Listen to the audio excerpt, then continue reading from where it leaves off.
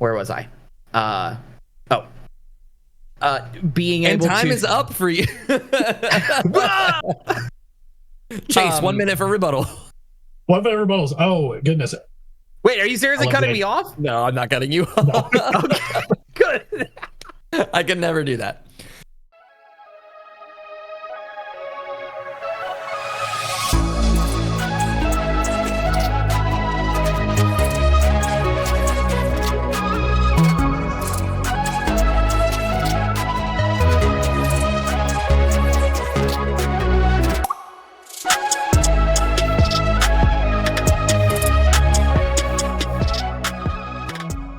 Good evening, ladies and gentlemen, from the MTG Thoughtcast. This is the Over Under Report, a debate show about the overratedness or underratedness of items in your favorite game, Magic the Gathering. Specifically today, we're talking about Commander. My name is Joseph. I'll be your host and moderator for this debate. And joining me in one corner of the debate room of Debate Club is Spellify's number one op. It is our own Oracle, John Kendall. John, how are you doing today, my friend?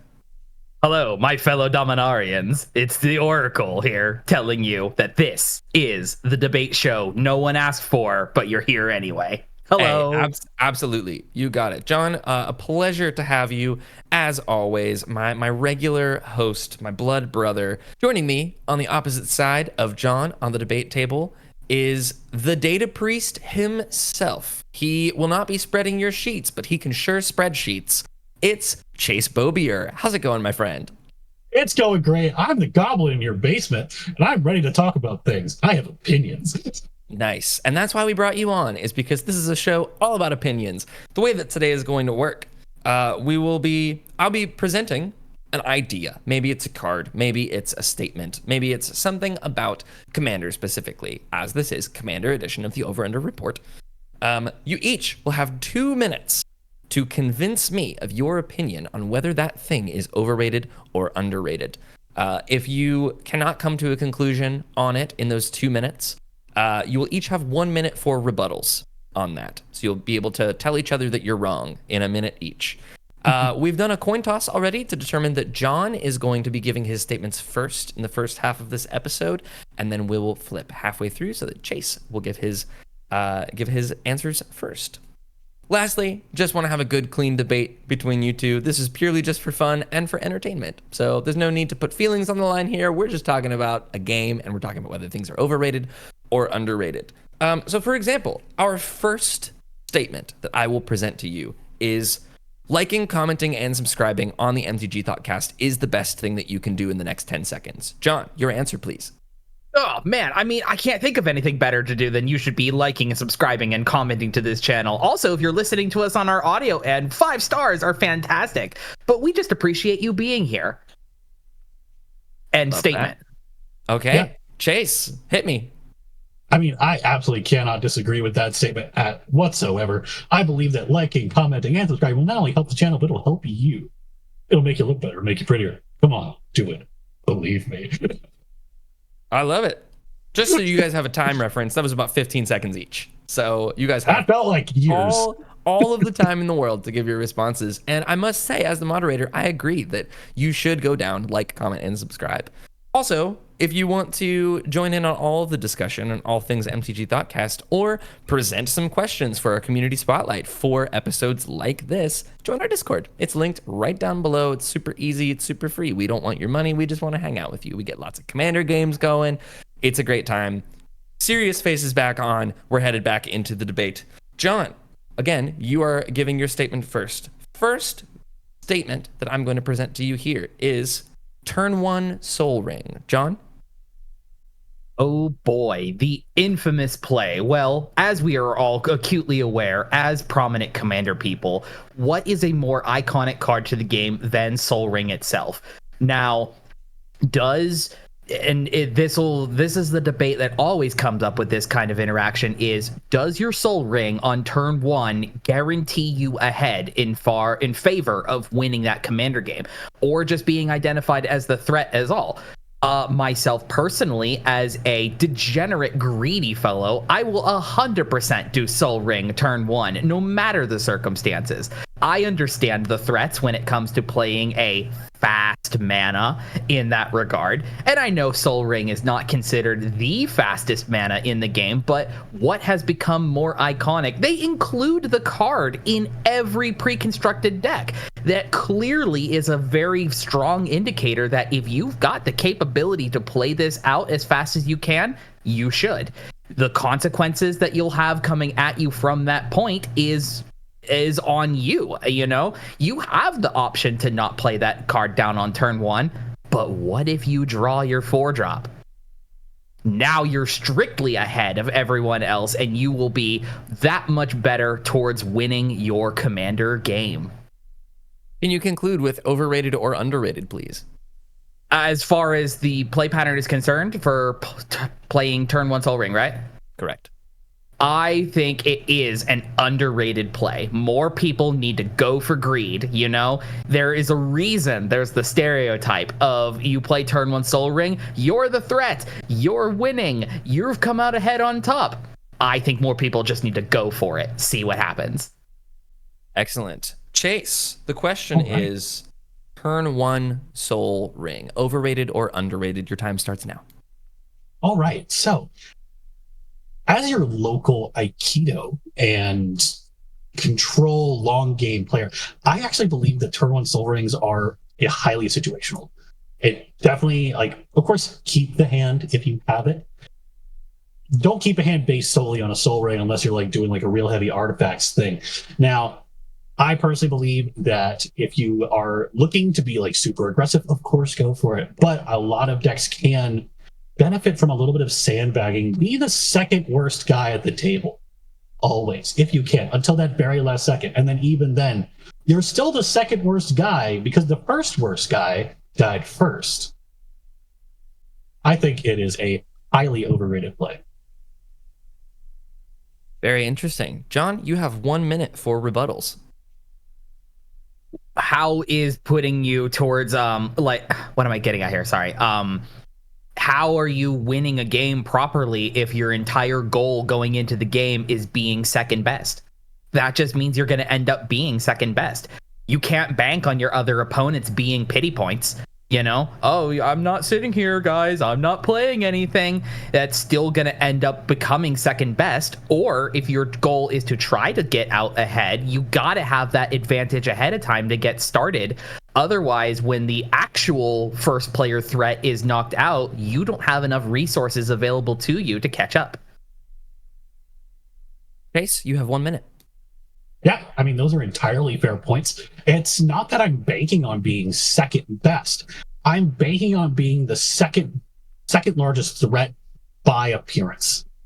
So you do things, you play the cards that aren't going to draw a lot of heat, aren't going to draw a big target on you, and therefore a lot of the removal and interaction isn't going to come your way, and you can deflect it towards the other players that you want to see lose, and you want to see them burn resources on each other. And burning resources on a turn 1 Soul Ring or the plays that come after is going to put them much further into the hole a lot faster than you are slowly accruing value. Wow, end of the first statement, and we have a disagreement. I'm loving this. This is wonderful. All right, gentlemen. After a rocky first statement, let's go ahead and move on to our first card of the night. First card we'll be debating the overrated or underratedness of is Skyshroud Claim. John, you have 2 minutes on the clock. Sure. So since I am going first, for our audio listeners, I will go ahead and read this card for you. Skyshroud Claim is 3 and a green for a sorcery. Search your library for up to 2 forest cards. Put them onto the battlefield, then shuffle. So, in regard to this card as a whole, I think this is an underrated hit.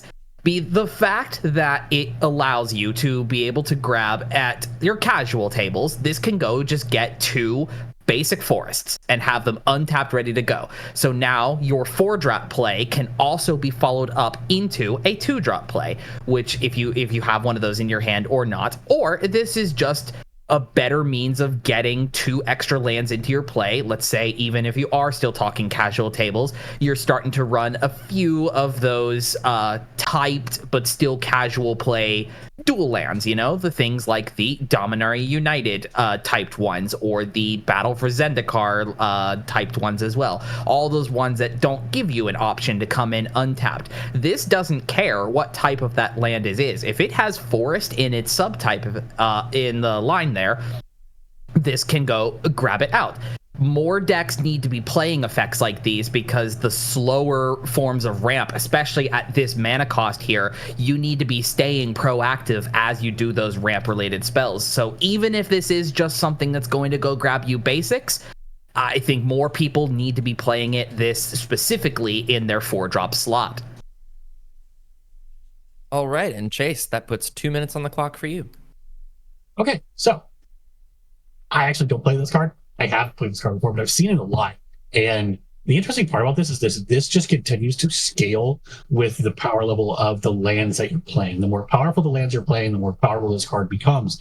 However, also, I'm a person who builds very low CMC decks, and ramping at 4 feels like a lot. I'm trying to put threats on the board on turn 4, or at least when I'm playing my turn 4 cards, and playing lands doesn't feel like I'm advancing the game state. Of course, I am not historically a green player, so my feelings are different here. So I think there might be better options. However, this is a really great option if you're playing some really high value forests to grab. So I think it's a little bit overrated. A little bit overrated. In conclusion, overrated? A little bit, yeah. John, would you like rebuttals? Yeah, sure. I mean, so certainly that 4 mana to get to is quite the investment to actually start ramping. The joke of like, oh, once I hit 4 mana, then I'll start ramping. But my point across here, and especially if this is usable in tandem with the other 3 and less cards that also go and grab forests under the same conditions of this, in a lands heavy deck specifically, I don't think you necessarily care how high up mana value your ramp spells like these are. Take a landfall style deck like this, where you've got this 4 mana thing that is now going to go put you 2 lands into play, potentially untapped, to then follow up with another form of a ramp spell to get another landfall trigger. The staggering amount of value you can gain off of that in that type of shell specifically outweighs the fact that it is a bit of a higher mana cost.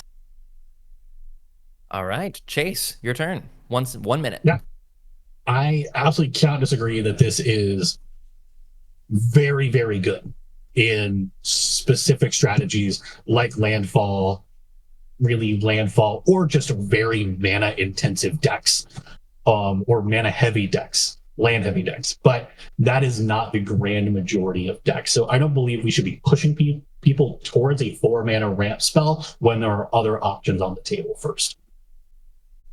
All right, that seems to be an agreeable disagreement there. We can agree to disagree and move on from there. This is great. We're two in. We've already been opposite on each other. This is great. Yes, 2 for 2. This is truly a debate club. Fight me, Chase. Let's go. All right. Well, let's go. Let's see how our third statement plays out here at the over-under report. The card in question for the third statement is Howling Mine. John, go ahead and read the card, and then I will put 2 minutes on the clock for you. Oops, if I can take... Oh, it still popped up, and I typed it wrong. Fantastic. Oh boy. All right. So the gasping fun hole, as we like to call it around here. Howling Mine is 2... Excuse me. Howling Mine is 2 mana for a colorless artifact.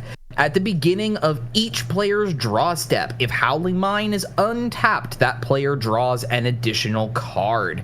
The what would be considered the most iconic of basically extra card draw related effects for the table as a whole. This card, originally printed during a time frame when multiplayer Magic was not even really a consideration factor, has steadily stayed a pretty prominent staying power piece in forms of like multiplayer group hugs, group card draw, card advantage style decks. Does that mean it's under or overrated? For myself, because like this isn't a card, unlike the Skyshard claim, that would be like something that could fit into most anything. I think Howling Mine kind of is overrated, personally. There are new effects now, way long number of years past the point of this card being printed, that if you're a card draw specific style deck, if your strategy is looking to fire off as much, drawing as many cards as you can, or you're trying to force your opponents to draw cards like this as well, even with the clause on this that you can turn this effect off by tapping it, you got to jump through those hoops to be able to stop that kind of effect. There's just better options to play than this card nowadays. It's really fun when it lands. If you're trying to just play something fun for the sake of playing fun, it's great. Overall, Howling Mine is overrated. Chase, what are you thinking, my friend? I adore Howling Mine, but in some recent research, I've come across a few cards that can potentially replace it in certain decks. Now, I will say, there is utility. If you can tap artifacts to turn stuff off, amazing. You can get the benefits and not give it to other people. Or if you're just playing silly group hug things and want to give people cards, that's also really good. But something I've come across recently, and I want to shout out our friends at the EDH Recast, is Dictative Crufix from Theros block, which is a 3-mana blue enchantment. So it can't go everywhere, just blue, and it's a double blue pip. Much more difficult to play, but it's flash at the beginning of each player's draw step. The player draws an additional card. So it's kind of the same thing, but it's a little bit different. It's a different interaction there. So I believe that maybe we should be trying some other options for mass card draw or enabling extra card draw than Howling Mine. Branch out, see something new. In conclusion, underrated, overrated? I think it's a little bit overrated now. We have our first agreement of the night, folks. Yeah. 2 contestants both agreeing that it is overrated to play Howling Mine. You heard it here on the Thoughtcast first. To fill out that rebuttal minute, got any other suggestions off top of your head that you would use this as a replacement for, Chase? No, that's the one that I've got, really. Just the Dictative Crufix? I'm looking at it through a lot of things currently, from what I'm tweaking most nowadays, which is Crows. So Dictative Crufix works really well there. I have a favorite of mine as well, and I know it's not much better than just 2 Howling Mines smacked together, but Font of Mythos is a 4-mana artifact that at each player's draw step, they draw 2 additional cards. So it's literally just pay Howling Mine twice on the same card. But I don't know, there's just something funnier about forcing tons of extra cards all at once into somebody's hands on an effect like that. Sizan, Perverter of Truth, is also another good fun one like that as well. It forces extra cards, more than one, into opponent's hands. I think card effects like these, like Howling Mine, that only just do 1 card at a time are overrated. Play the ones that force multiple cards into someone's hand at a go. Yeah, I'm voting for you. I take it. Not to step away from being the unbiased moderator here for a second. That was a beautiful monologue, John. Thank you. And that will take us straight into our last card, or our last statement of the first half to debate. And it's a bit avant-garde, so stick with me for a second. So the statement is this. Playing commanders like Toxrill, but as casual decks at casual tables. John, you have 2 minutes on the clock. So Commander, just as a socially interactive game, tends to have its sort of like mythos of how you play it just float around in circles, both obviously as an internet culture that we are nowadays, but just amongst your play groups and friends.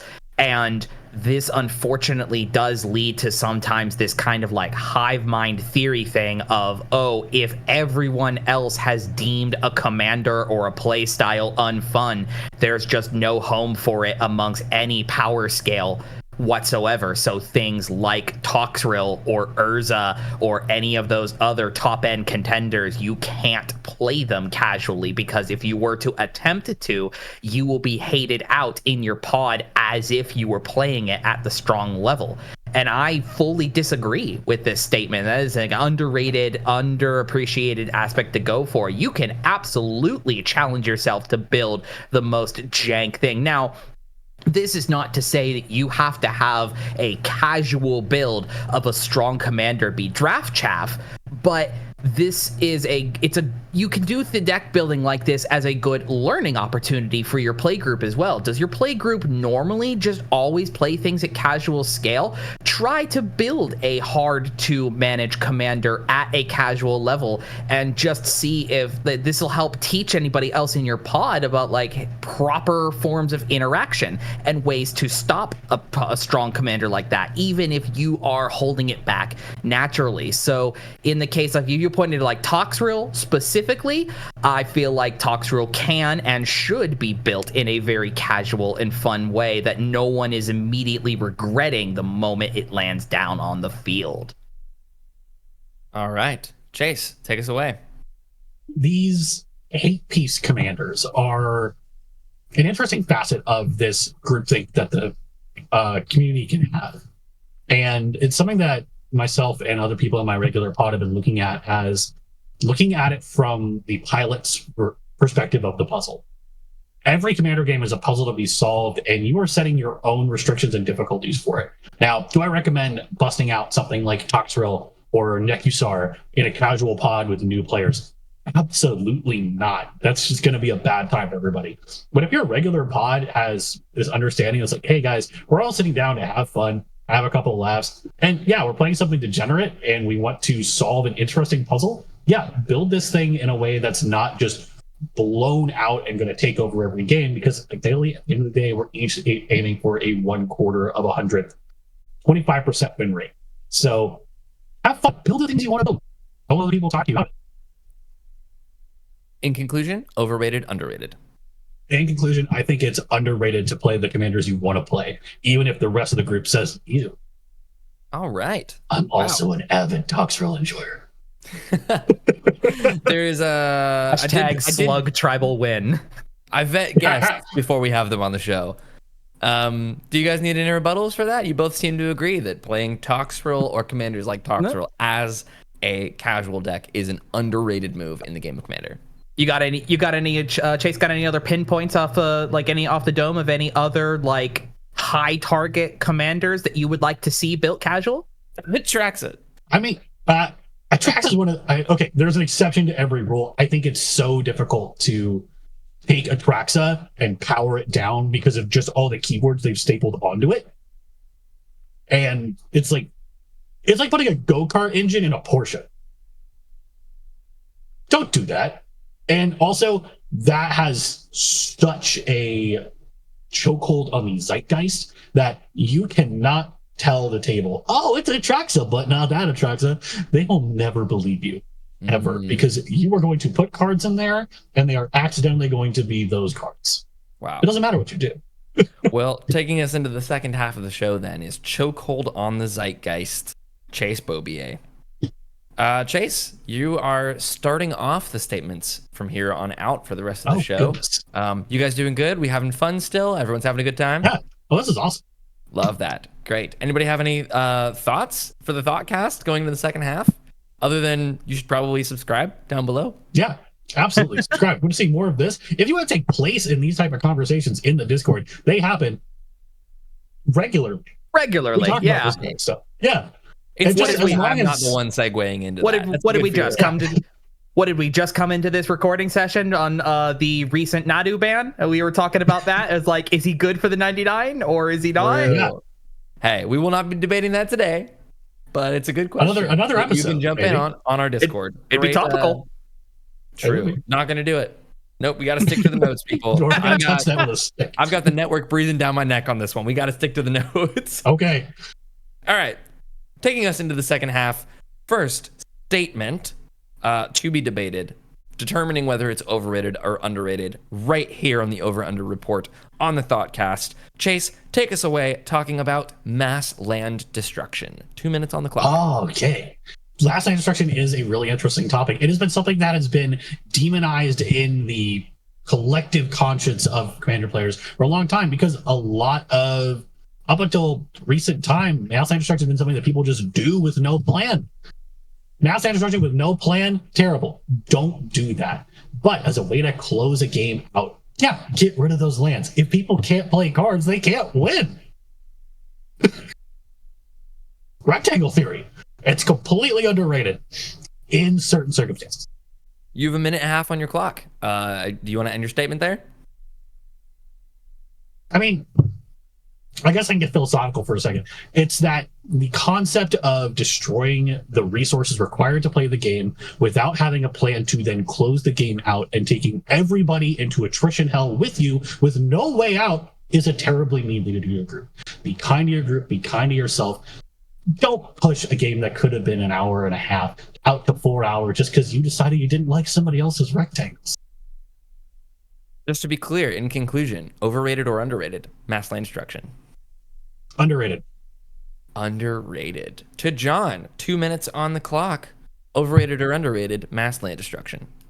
Yeah, I feel like I'm kind of in a very similar boat with Chase, really. That, like, yeah, in today's culture, that people really need to have the lands that they need to be able to actually play the game. You know, this has kind of just been the baseline theory that everyone knows or should know how to work with, right? Mass land destruction collectively as a deck archetype, right? Playing something like that and then no follow-up, yes, that's a real bummer thing to do. You people need to not to do that, but I'm in full agreement, and I'm even a purveyor of even having a deck that does this, right? I have a deck that, like, I've got now. It's only just one, and it's a really bad one too, but I have a lands deck that can take advantage of playing a spell that blows up everybody's lands, and if I've got the right board state scenario, I can just bring those right back into play. No one else has enough resources to keep going from there, and that's how you can close out a game that way. Do I think every deck needs to have this be its win condition? Absolutely not. And it needs to have proper care and consideration as to where and when, that's very important, when you decide to play a mass land destruction spell. But with the right builds and the right circumstances, if you've got a means to close out a game, mass land destruction means game 2 for the night.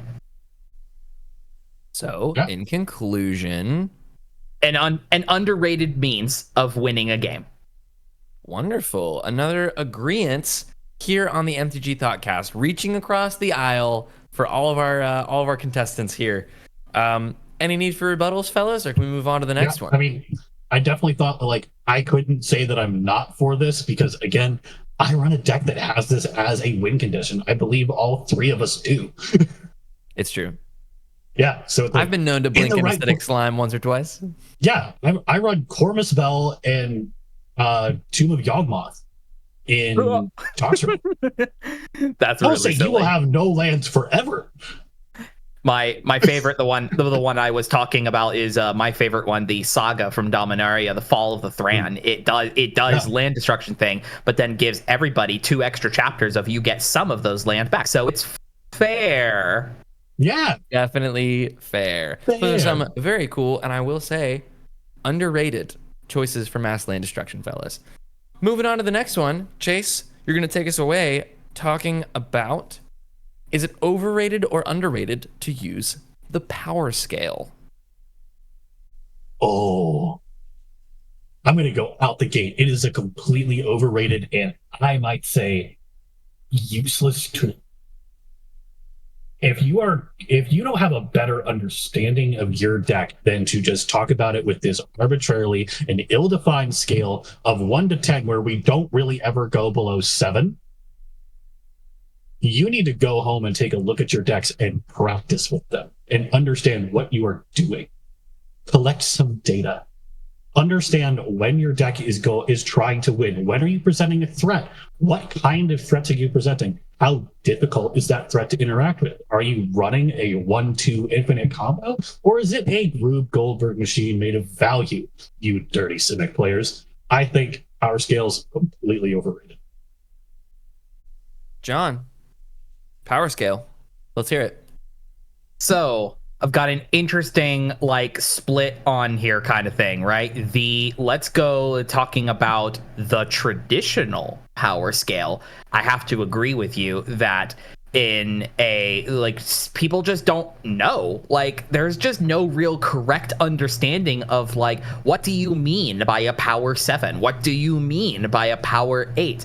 That's just kind of a thrown out arbitrary number. Now, a power scale going off of tier listing, like we have done here on the channel before, that is an underrated thing. If you use a better like tiered system, as like, does your deck fall into tier A, tier B, tier C? That is a way better attribute and way better scale of figuring out where your deck power lies. Yep. Very nice. And I will say an underrated throwback to an earlier episode of the Thoughtcast. Chase, 1 minute for rebuttals here. I mean, honestly, I have to agree. If you understand those tier systems your group does, please use them. That's going to make that situation faster. Of course, if your group understands that, your group also probably has an understanding of the decks each other plays. But if you're sitting down with a new group, like taking the time to understand really what your deck does and being able to communicate that quickly and effectively, practice your elevator call to an elevator pitch from business school on what your deck does, and so that you can inform a group quickly and then move on and not get bogged down in a really long, tedious turn 0 discussion. All right, John, 1 extra minute here for you as well. No, I mean, don't really have much else to add against that, really. Yeah, the coming up with a quick like 30-second summary of how your deck operates, what you're trying to do, and where you think the power scale lies. Like, you know, if you intend to play turn 1 Soul Ring or something stupid like that, that's a good practice to get into for everything that you have. You built the deck, unless you were gifted something. You know what I mean? Gifting a tapped deck.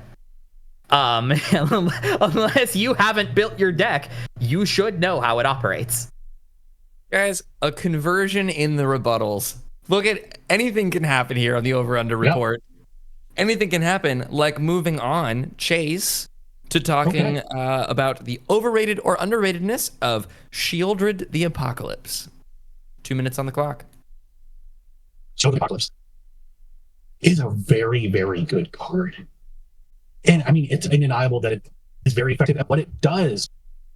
She is a 4-mana card, 2 black. She's a 4/5 with Death Touch. She's a Phyrexian Praetor. Whenever you draw a card, gain 2 life. Whenever your opponent draws a card, they lose 2.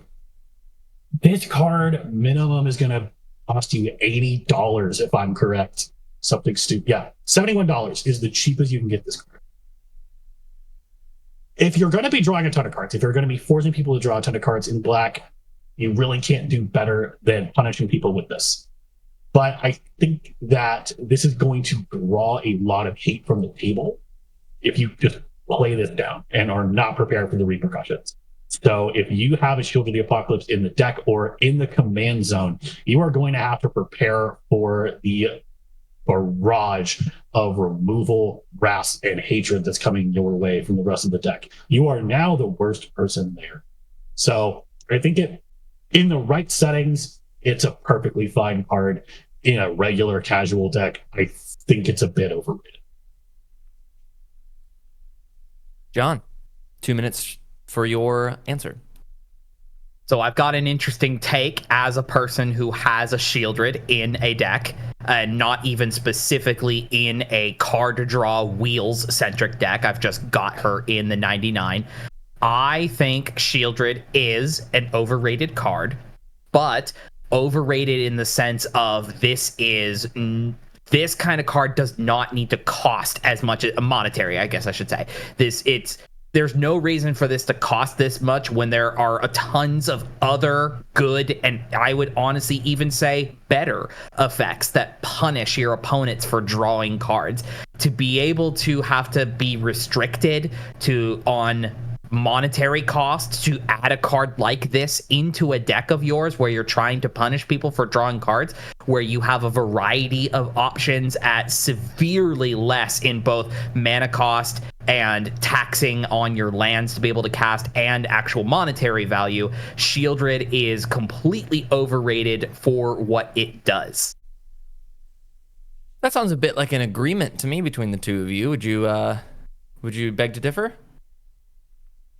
I really can't. Honestly, like, yeah, there are options that are going to cost. You can you can assemble a whole deck that can do something around this probably for less than it costs to buy and Shieldred. It's crazy how much this card costs. And something that I always want to stress with people is if I'm sitting down with you, I want to play your brain, how you play the game. I don't want to play your wallet. So whatever those restrictions are, I want to play down to you if I can, or make some playtest cards and let's duke this out like men. I like it. I like it. Any last thoughts, John, before we move on to the final thought for tonight? Yeah, I mean, honestly, like, the argument would even be it's like, oh, well, I'm playing the Shieldred for the U upside effect of when you draw a card, gain 2 life. Okay, point me to a deck that cares about drawing lots and lots of cards and even remotely cares about its life total. What is the number one type of deck that you are going to run into if you say, my strategy is to deck myself? You're not going to care what your life total is. Your care is if Thassa Oracle lands or not. Yep. All right. Another agreement. This was more than I was expecting going into this. But maybe John, you need to try harder. I should have tried harder. You gotta hand some softballs on the first episode, you know? This is just general broad Commander edition.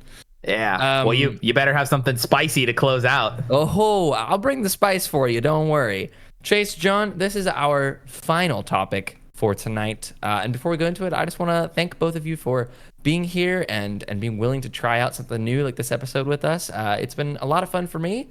And I would hope that it's been a lot of fun for you guys as well. Oh, I'm having a blast. Thank you so much for having me on. This is right up my alley as one of the more opinionated people on the Discord. I love it. And thank you at home for watching. If you've made it this long, you've made it to the final question. And that question is going to be to Chase, infinite combos, overrated or underrated? Ooh. I have changed my mind about this in recent years. I believe that infinite combos do have a place. However, it is overrated to not discuss these with your group.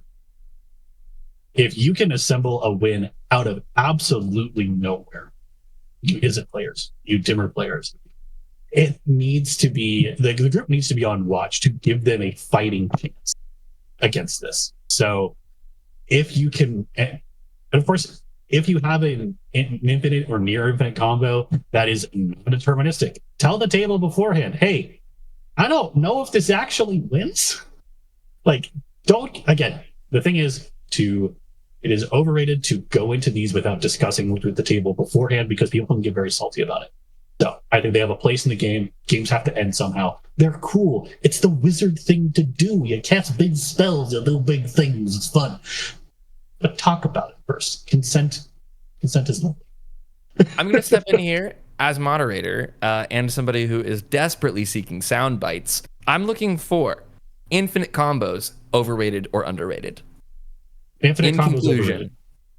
Infinite combos overrated. Infinite combos overrated to John. 2 minutes on the clock.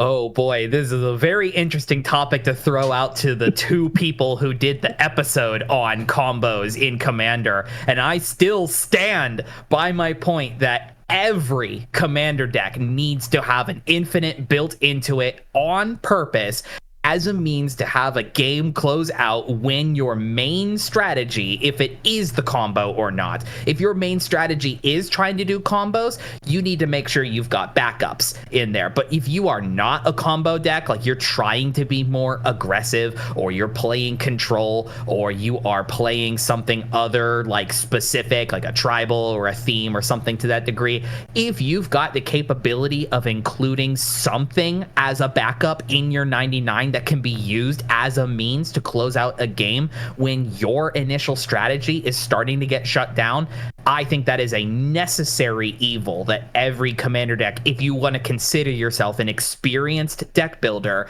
this is a crucial part to your deck building. Underrated combos. That's my stance. 1 minute of rebuttals to Chase Bobier. What that sounds like to me is play Dualcaster Mage and Molten Duplication in every red deck.